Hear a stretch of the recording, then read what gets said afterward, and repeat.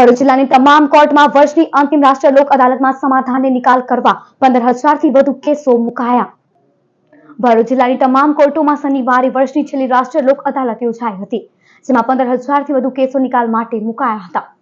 ભરૂચ જિલ્લા કાનૂની સેવા સત્તામંડળના ચેરમેન અને પ્રિન્સિપલ ડિસ્ટ્રિક્ટ જજ આર.કે. દેસાઈના અધ્યક્ષ સ્થાને જિલ્લા અદાલત તેમજ તાલુકાની કોર્ટમાં વર્ષ 2025 અંતિમ રાષ્ટ્રીય લોક અદાલત યોજાઈ હતી। ભરૂચ જિલ્લાની જનતા માટે આ લોક અદાલતના માધ્યમથી પોતાના કેસોમાં ઝડપી નિરાકરણ લાવવાની સુવર્ણ તક શમી આયોજિત લોક અદાલતનો મહત્તમ પક્ષકારો લાભ લઈ શકે તે માટે ગુજરાત રાજ્યના મુખ્ય ન્યાયમૂર્તિ અને ગુજરાત રાજ્ય કાનૂની સેવા સત્તામંડળના મુખ્ય સંરક્ષક તથા કારોબારી અધ્યક્ષ જસ્ટિસ દ્વારા તમામ કાનૂની સેવા સત્તામંડળ તથા કાનૂની સેવા સમિતિને જરૂરી માર્ગદર્શન આપવામાં આવ્યું હતું।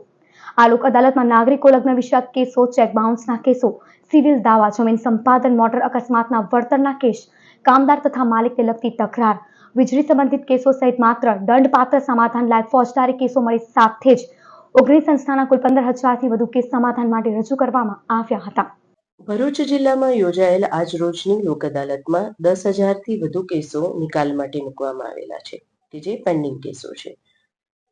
આ ઉપરાંત જુદી જુદી સંસ્થાઓ એટલે કે બેંક, ડીજીવીસીએલ અને બેન્કિંગ સંસ્થાઓ કુલે મળીને કુલ 19 સંસ્થાના પ્રી લિટિગેશનના 5,468 કેસો મૂકવામાં આવેલા છે।